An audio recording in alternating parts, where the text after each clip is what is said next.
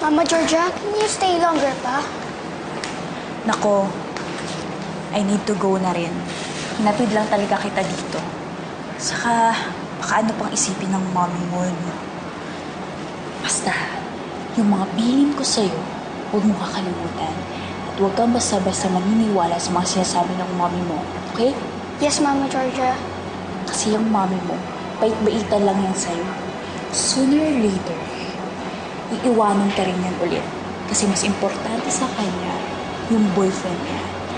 At, huwag ka basta kakain ng marami sa mga binibigyan niya ng pagkain, ha? Kasi baka tumaba ka katulad ng mommy mo. Maging lumba-lumba ka kagaya nito.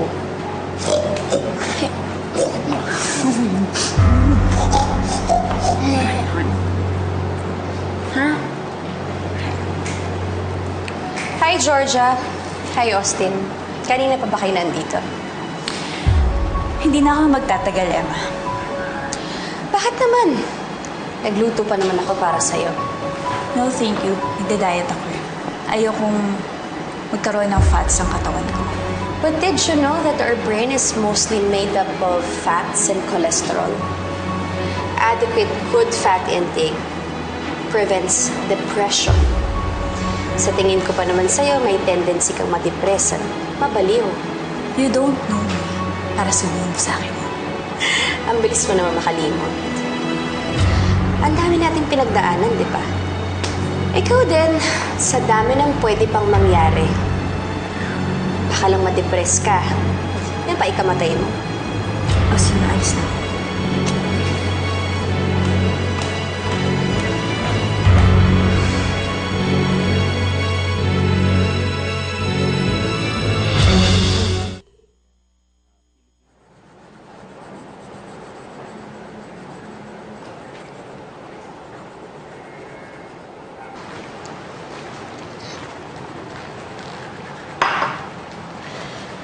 Mahilig ka pa rin palang mag-drawing.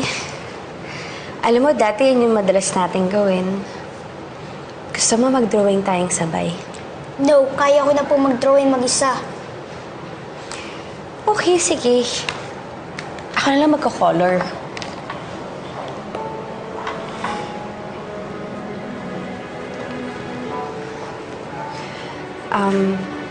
Gutom ka na ba? Gusto mo magluto ako para sa'yo? No, I'm not hungry.